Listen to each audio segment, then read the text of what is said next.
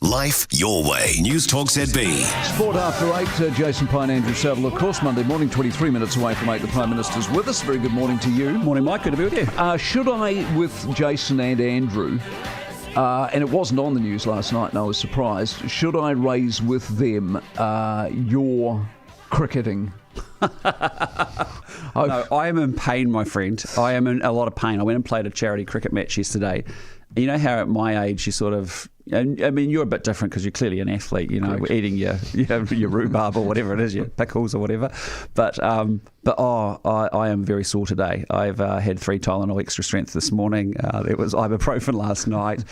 My wife decided to get sort of the massage gun out last night. She put me in the thermo boots over the evening while I watched the first set of the tennis. But 3 for 30. 3 for 30. Very expensive overs, though.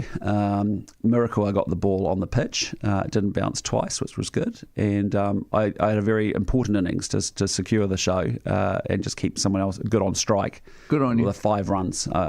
Raising money for charity, did you crack a half century? No, I cracked 5 runs over a gazillion overs as well. But it came down to the wire. It was 1 ball, 1 wicket, 1 run. There it is. And T20 match. And fantastic. It was fun. Great fun. Good on you. The Trump board, how seriously did you consider it?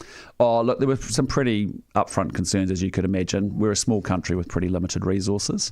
Our focus should be on the Indo-Pacific, which is where I've put all our energies in the last 2 years. The Board of Peace, I think, will have a very... the core challenge has to be sort of delivering and following through on the Gaza peace plan. And when you look at that, you go, well, there's actually a lot of Arabian nations that are actually regional players that are better suited than us. And frankly, spending almost $2 billion on when I could be spending it on New Zealanders on schools, roads and hospitals, probably a better choice. Well, we don't have $2 billion. Just to be clear, my understanding was you got invited for a 3-year period. Everyone gets invited for a 3-year period, and that's for free, or is that incorrect? And if that's how I understood if you want it a permanent place, you have $1 billion. You do your initial 3 years, and then if you want to stay on, you pay another $1 billion. You pay $1 billion, yep. Okay, did you talk to Australia about it? Because he still hasn't. No. He still hasn't made up his mind. Made our own decision. Apparently. And I think we're one of the first countries to come out and just say, look, from our point of view, it just doesn't make sense. Okay. Yeah.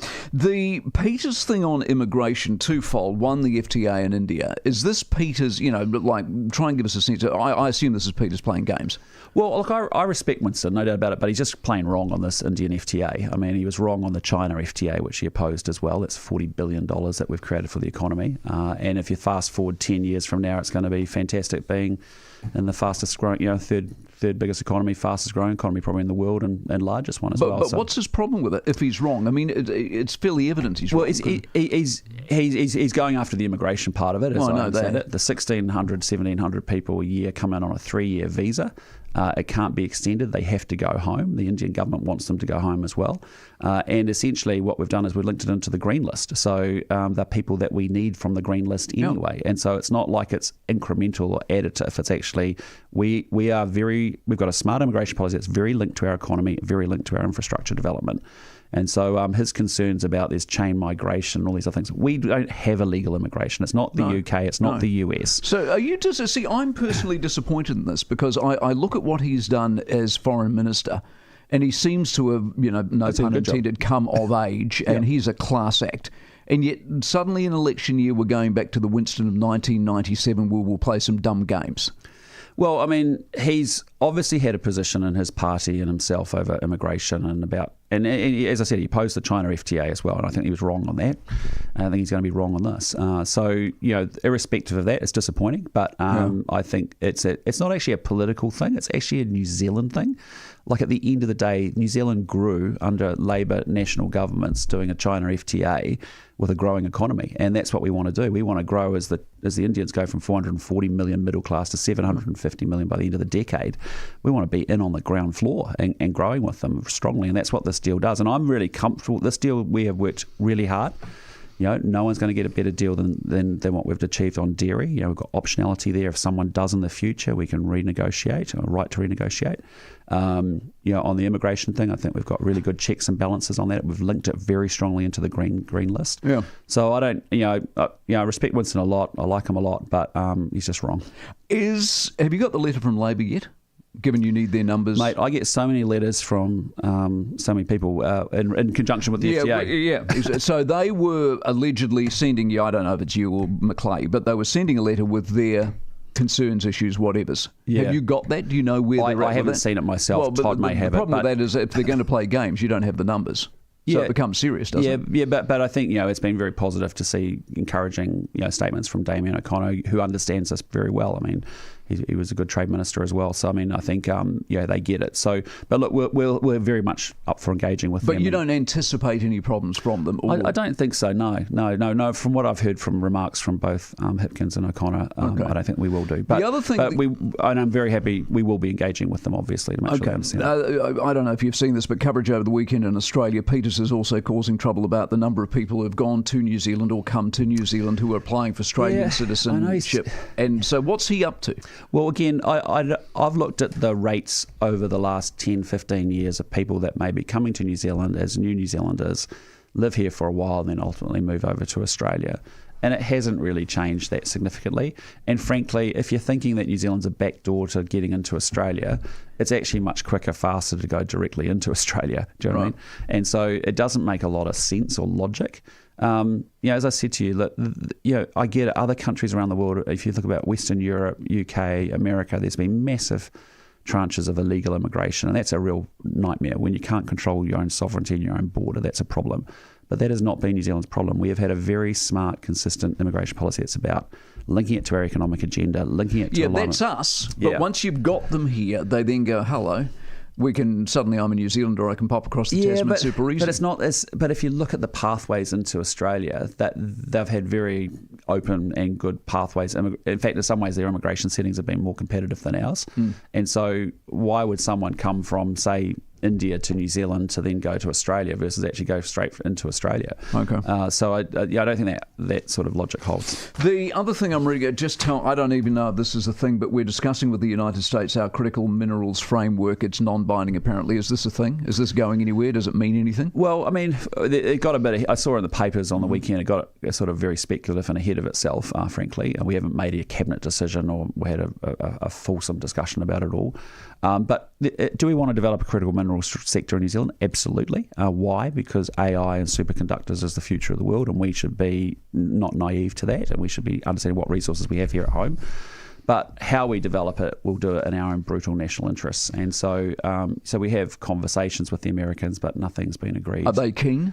Presumably. Well, I mean, I think the Americans are talking to like 40, 50 countries about critical minerals at the moment. So, I mean, we will get out. We will make our own decisions, as you've seen us do, that act in our own interests. And so there's some conversations. We should continue those conversations, but until we make a decision.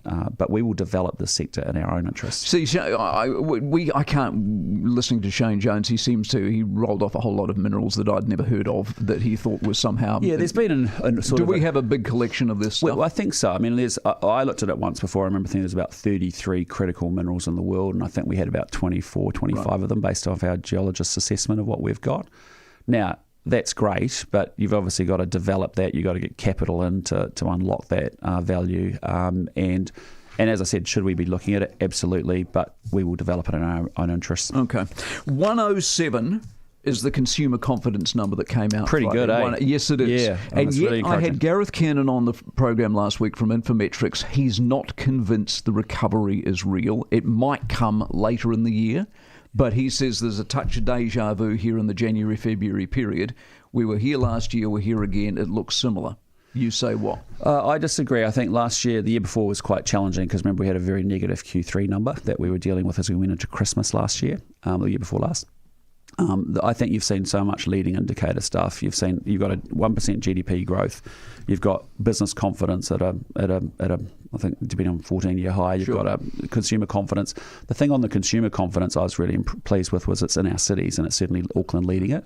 And you and I talked last year. We started having a conversation. We're in recession. We said that it's two-speed. We got a bit of the country, half the country sort of working, and our problem was Auckland and the major centres, and it's now clearly coming through. And I think, just as I moved around the country in the last couple of weeks, even over the last month, the number of tourists we've got here is great. Even the vibe downtown and hospitality is starting to feel better. So I think there's a lot of positives here. So do you think you have a sales pitch in that sense? Sorry? Do you have a sales pitch in that sense in election year? So in other words, I can cite Q3. I'm assuming Q4 will be something similar. I guess we've got growth. But Kennan's saying, I'm not convinced. If he's not convinced, voters aren't convinced, and it's them you need to convince in election Yeah, sure. year. But essentially it's transmission, right? You go from a recession where no one's doing well. You go to half the country doing all right through provincial and rural New Zealand and South Island. We say that we talked about it. Yeah, we've got a problem in Auckland in particular because of inflation, because of interest rates and development. Now you've got Auckland starting to fire with consumer confidence, business confidence, investment. I saw investment was looking really good. And now people, and the challenge is people, you can see the stats and the numbers, but now you've got to get people to feel it. And I think that's the transmission that we need to see the next phase. And that's the same way we've approached law and order and education, other things. That the economy just got to go through that way. You'll note that I didn't ask you about Waitangi Day, and that's because I suspect every other journalist in the country will be doing that for the rest thank of the you, week. Mike. I appreciate that. No worries at all. Enjoy your time there. 13 away from 8. Yeah, I dive and fish too, all around the coast. It's mint here. Losing that, I'd be gutted.